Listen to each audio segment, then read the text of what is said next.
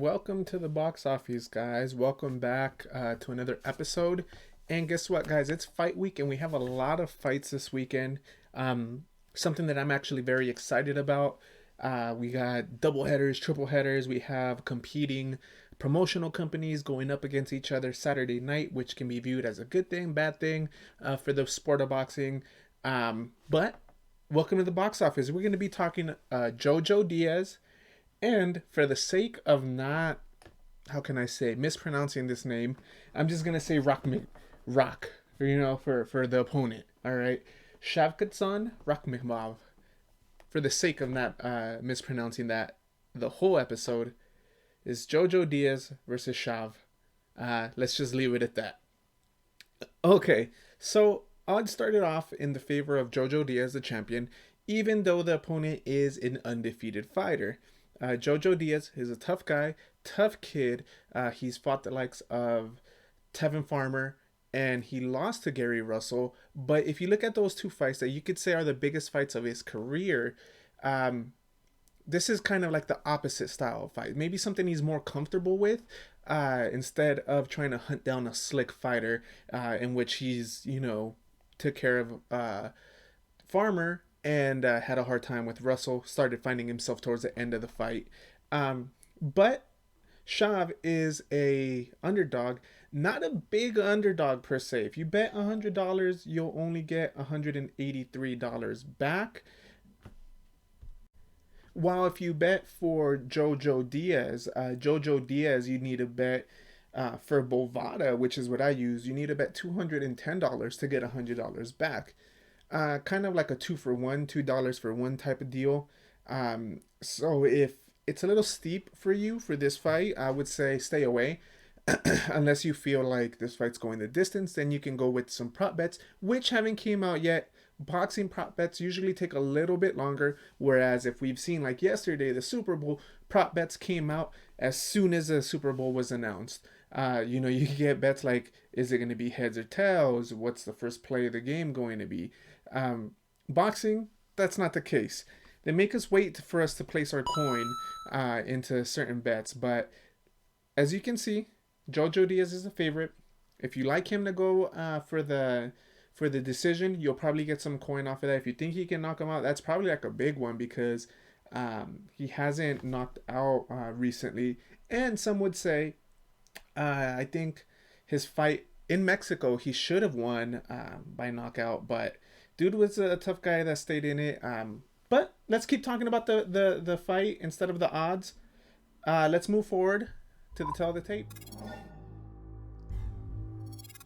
So we have JoJo Diaz versus Rakhimov.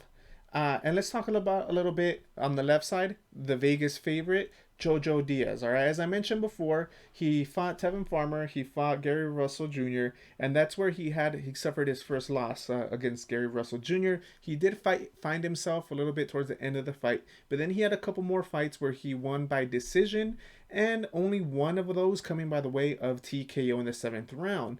Now, something to look at is that they're both southpaw, but JoJo is going to be the shorter fighter in here. Although with one loss in his record, he is still the considerable favorite.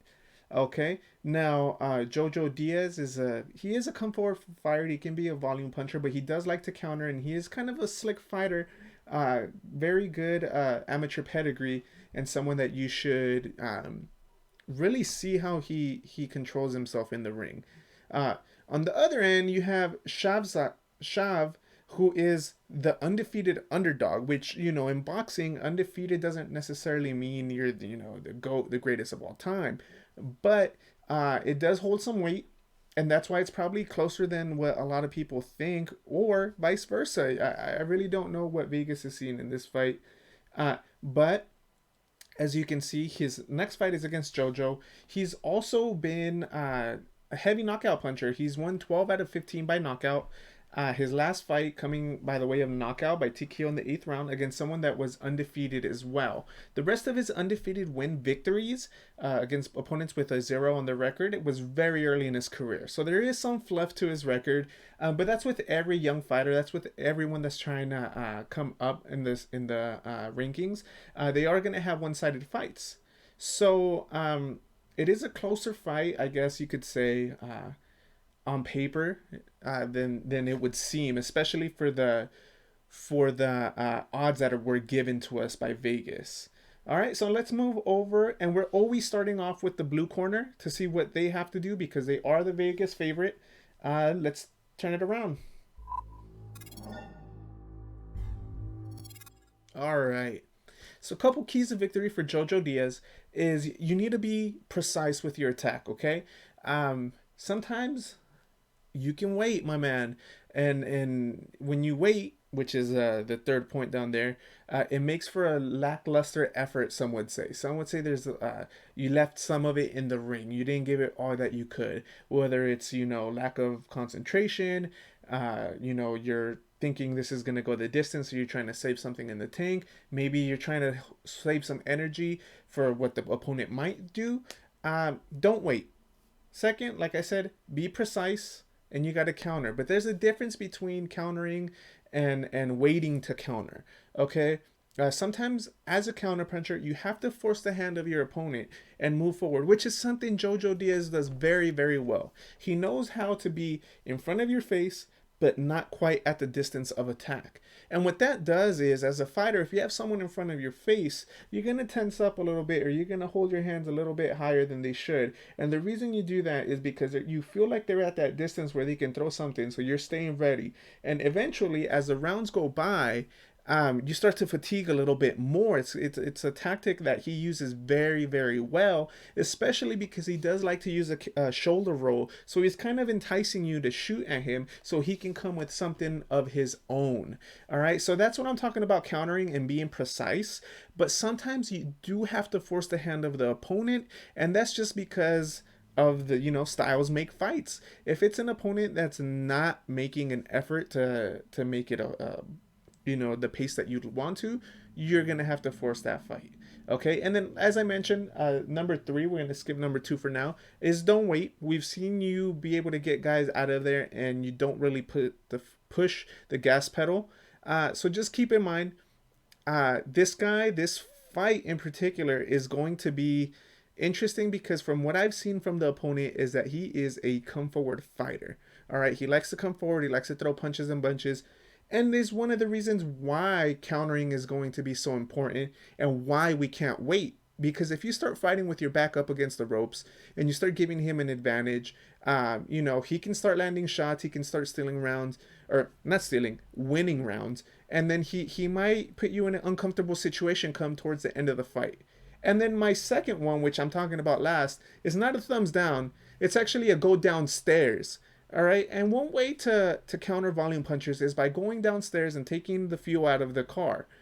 You start landing punches downstairs, you start countering downstairs, you start, jabbing at the head, then start jabbing at the body, and then, landing hooks on the inside downstairs. He's not going to be able to last the 12 rounds at the volume that he would want to, with the pressure that he'd want to be applying. And then that gives you a little bit more time so that you can counter and then so you can be precise when it comes. It gives you a little more thinking room, a little more wiggle room when the time comes. All right, so remember, counter, be precise.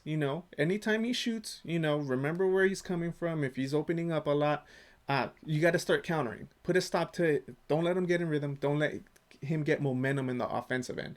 Go downstairs, take the gas out of that car because that car is going to be coming at 100 miles per hour from what I've seen. And don't wait. All right, don't let him push you back. Don't let him dictate the pace of the tempo of the fight. And you should be okay. You should be able to get yourself a win.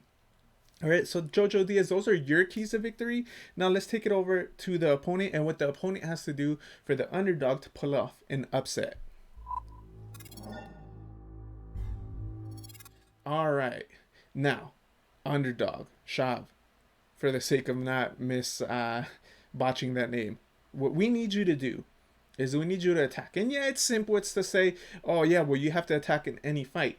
Yes, it's not just attack. A lot of these times when you're a certain type of volume come forward fighter, you've won a lot of your fights by knockout.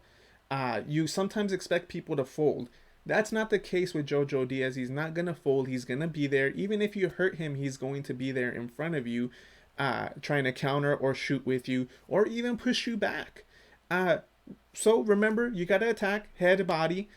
Just like he's going to attack the body or would want to attack the body, you are going to have to attack or make an emphasis in attacking the body. Because if you really want to go the distance or if you really want to set a certain pace to the fight, you can't let him match you and you can't definitely let him outwork you. All right, so attack, attack, attack. Two, fight moving forward. We have a lot of fighters that are very good at fighting backwards. Some people, like James Toney, would actually like to fight up against the ropes. Jermaine Taylor would do it for God knows why reason when Emmanuel Stewart would yell at him, get away from the ropes. So you got to keep moving forward. Try to make him fight off the ropes. Try to get him uncomfortable on his back foot so that his punches don't have that much sting to it. All right, so you got to focus and very, very just concentrate, mix it up, head, body. Don't just always throw straight punches. You got to throw loops. He does like to counter with this shoulder roll, so you got to be careful and you got to watch out for that. Now, number three. Number three is don't forget who you are. And not in the sense that, oh, don't try to outbox this kid. You got to go straight forward. No. You're a professional boxer. You have tons of experience boxing. If you can outbox this kid, outbox him. But what I mean about don't forget who you are is don't forget who you are as far as the underdog. If you build a significant lead, you got to put the press down on that gas pedal. You got to keep moving forward and do whatever you're doing that got you in the position that you are in. If you're out jabbing this kid, staying away and able to box him for 7, 8 rounds, keep doing it for 9, 10, 11, and 12. All right? If you're brawling it out and you're landing punches in bunches for the first 7 rounds, guess what you're going to do in the second half of the fight in championship rounds? You're going to do the same thing. Don't forget who you are and don't forget what got you there, because if you forget that you're the underdog and you start, okay, I'm landing, okay, I can take 30 seconds off, I can take a minute off, oh, boom, sad to say that you're going to have to beat the champion to be the champion. Don't let a lot of these rounds go, to the champion just because they felt like you didn't take it from the champion. It's a common thing that does happen in the sport of boxing, where you get content with the position you're at. Maybe because one, people wrote you off too early, or two, you just feel like you have it in the bag. So don't forget who you are. You are the underdog, and you do have to, mix it up with the attack.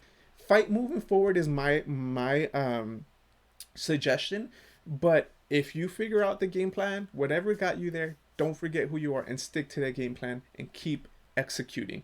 You do that, you're gonna have a good chance at taking a W, trying to negate whatever he's doing and moving forward. All right, so on to the prediction. All right, so for my prediction, my bet, it's actually a little bit different. So I do like JoJo Diaz to win. Just I would go money line. I don't know how to feel about maybe he can start countering the guy, hurting the guy in the later rounds. Vice versa, the underdog can come in hot and start landing punches. Just because, as I've mentioned before, betting is like a roulette, and you have to try to guess where the ball is gonna land. All right, that ball, your answer can be as easy as when on roulette you're betting red or black. Then you want to make it a little more interesting. You want to bet odds or even. Still, big odds. But then you want to bet, let's say, if there's 30 numbers on the board, the first 10. And that's where we start getting into, is JoJo going to win by decision, by knockout? Obviously, you land within those first 10 numbers, you get more money, right? So that's what we're trying to do. For now, there is an interesting bet as far as this weekend. As most of you guys know, Joe Smith is fighting also. He is a favorite. In a tough fight, that division, one punch can change it all. I do like JoJo Diaz money line. Basically at you pay $210 to get 100 back. But I would parlay that with Joe Smith winning also, and that should put you right above a like 122, 130, depending on what odds you're looking at, depending on how updated the odds are. And I would just take a look and run with that because it's very rare that two main events you can bet on the favorites for them to just go do their job, win. It's not that simple, but it's very rare when that happens where you have two main events and you can bet on both of them for the favorites to win to get an actual decent profit in boxing. Because if there was no Joe Smith fight, I'd be betting, if I wanted to bet $1,000, I was gonna get about less than 500 back, like 450, you know. But if I bet the same amount with Joe Smith as a parlay, you know, I'm getting close to 900, $800. And that's why it's very interesting when parlays like this happen. Now, parlays are more difficult because if, you know, one lucky punch stops Joe Smith or JoJo Diaz, the whole bet, regardless of how genius JoJo Diaz looked, goes down the drain. All right, so always, always, always be advised. I'm going to go ahead and take JoJo Diaz money line, and then I might sprinkle a little some parlay with Joe Smith. There's still a lot more fights, but the video on Joe Smith is coming up later, coming up soon, so stay tuned for that, and then when I'll talk about this, and we'll wrap our heads around how to get coin, how to get our money, because boxing betting happens on the weekends. It's not like football, it's not like basketball, it's not like baseball that we have it day in and day out. All right, guys. JoJo Diaz is my prediction for the win. I like the kid. He's a good, slick fighter. Other guys, rough and tough. We're going to see what he brings to the table. There's just not enough of him to make me feel otherwise yet. Other than that, box office, take care, guys. We'll talk to you guys soon.